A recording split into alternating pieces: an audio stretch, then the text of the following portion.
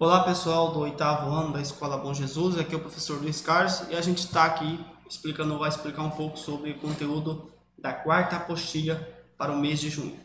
Bem, nós vamos trabalhar sobre um outro processo de regionalização do espaço mundial. A gente trabalhou na apostila anterior sobre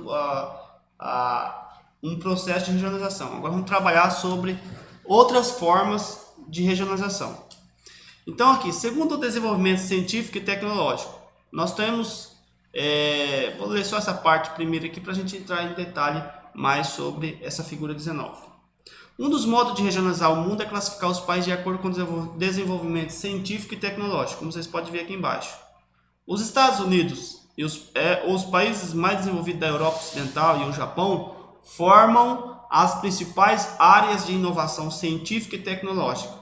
Isso é resultado dos grandes investimentos que realizam na educação e em centros de pesquisa, tanto de universidade como de grandes empresas, o que lhes permite ter a liderança científica e tecnológica entre os estados e, consequentemente, mais poder nas relações internacionais.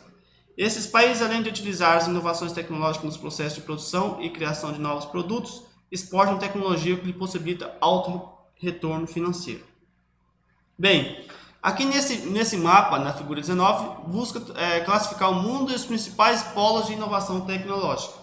Então vocês podem perceber que onde que há o monopólio ou o grande desenvolvimento de tecnologia no mundo, onde que está a concentração.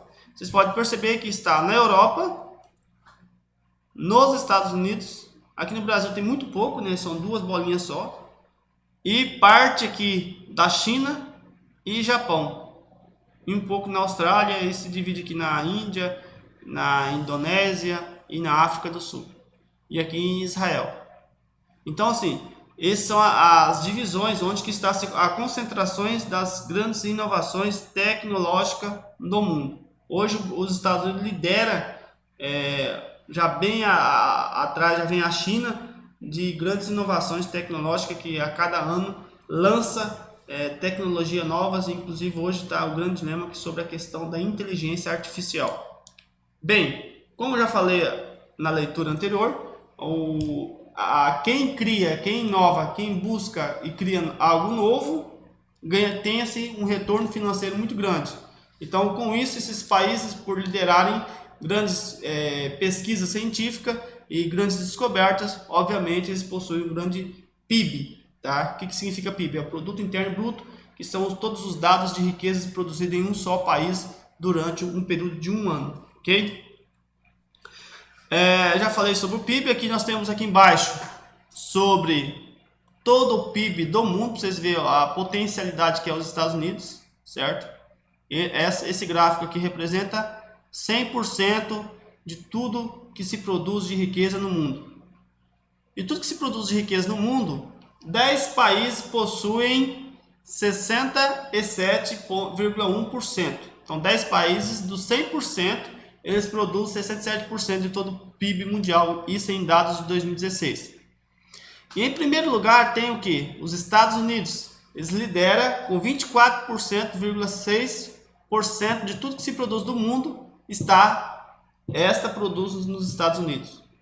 E 14,8% produzem na China, 6,5% no Japão, aí vem 4,6% na Alemanha, 3,5% no Reino Unido, aí 3,3% na França, 3,3% na Índia, 2,4% na Itália e 2,4% também no Brasil. Depois vem aqui o Canadá com 2%. E aqui 32,9% nos demais países do mundo. Então esses 10 países eles concentram mais da metade do PIB do mundo, ok?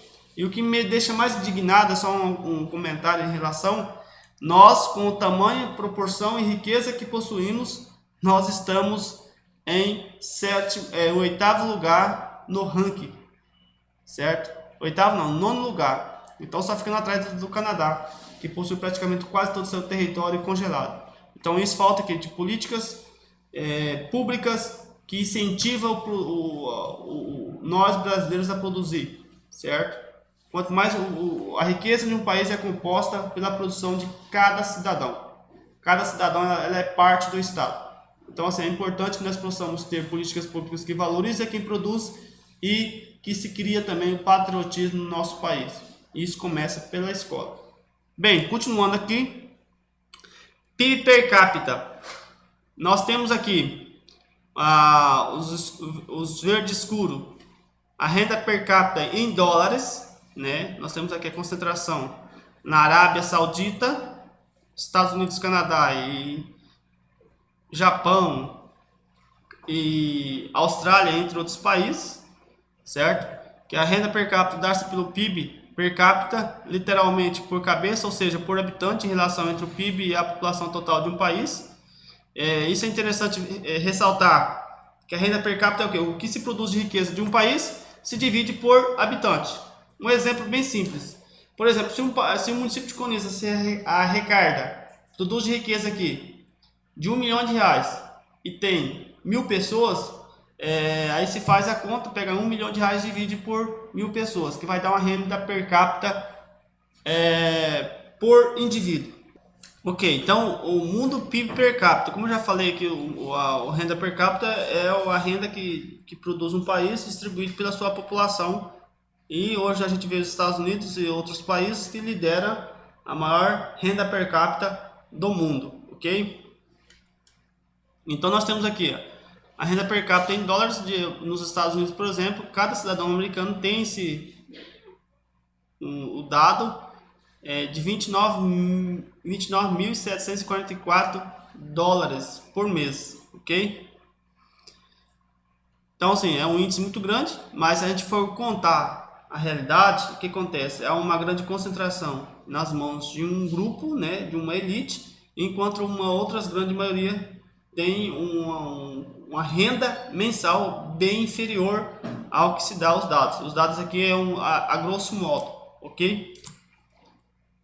Segundo o índice de desenvolvimento humano. Então, assim, a renda per capita não quer dizer que o país possui um IDH bom. O que significa o índice de desenvolvimento humano?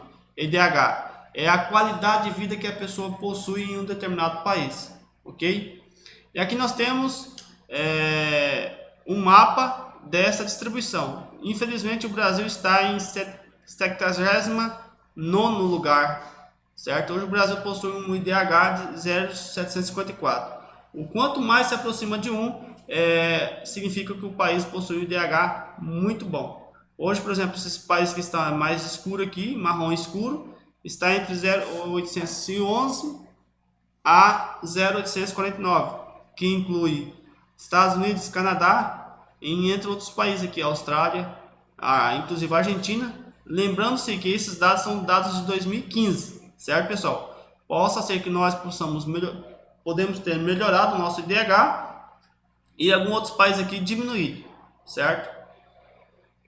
O mapa de IDH mundial de 2015 revela as desigualdades socioeconômicas existentes entre os países. Por exemplo, na Suécia, por exemplo, a esperança de vida ao nascer era de 83,1 anos. A expectativa de anos de escolaridade era de 16 anos, a média de ano de estudo era de 13,4 anos. O RNB per capita foi de 56.364 dólares e o IDH de 0,939, posição 3 no ranking mundial. Já em Moçambique, por exemplo, essa é a desigualdade que há. A esperança de vida ao nascer era de 55 anos e meio. A escolaridade era de 9 anos só. E a média de anos de estudo era de 3,5 anos. E o RNB per capita era de 1.098 dólares. E com o IDH 0,418. O Moçambique está no ranking mundial em 181. Então, muito ruim. Quanto ao Brasil, os dados de 2015 são respectivamente. Hoje nós temos uma expectativa de vida de 74,7 anos. Possui-se o tempo de escola de 15,2 anos, 7,8 anos, $14.145 e nós estamos 0,754 na posição 79 no ranking mundial. Então, assim, o Brasil tem que melhorar bastante ainda na questão da distribuição de renda para aumentar a qualidade de vida de nós brasileiros. Temos algumas observações também que a gente pode mostrar.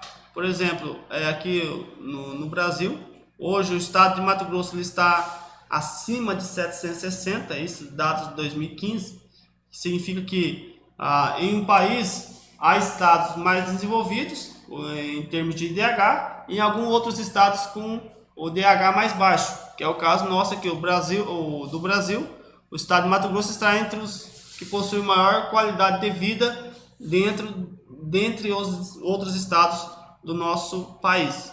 E os estados do Pará, Maranhão, Piauí, Ceará, Alagoas, Sergipe, eles possuem o menor IDH do Brasil, certo? Então, assim, não há a questão regional também. Então, há regiões que possuem maior índice de desenvolvimento humano e outros menor, ok? Aqui nós temos uma outra classificação também de regionalização segundo o desenvolvimento econômico e social. Nós temos aqui o mundo, tá? Que é um planisfério, regionalização segundo o nível de desenvolvimento econômico e social, isso em 2004, então muito defasado. A fim de tornar a regionalização entre os países do Norte e do Sul, como vimos no percurso 3, mais próximo da realidade atual, alguns estudiosos, com base no nível de desenvolvimento dos países, realizaram modificações nessa regionalização, como vocês podem ver aqui na figura 18. Além de modificar traçados da linha que divide o Norte e o Sul, eles regionalização segundo o nível de desenvolvimento econômico e social, e cria o subconjunto de países, tipo Norte e tipo Sul. Então nós temos aqui os países do Norte, que são os países desenvolvidos, que incluem os Estados Unidos, Europa, a Austrália, Japão, entre outros. E nós temos os países tipos do Sul, que são os países emergentes, que incluem México, Brasil, Argentina, Chile, Índia, África do Sul, China, entre outros países.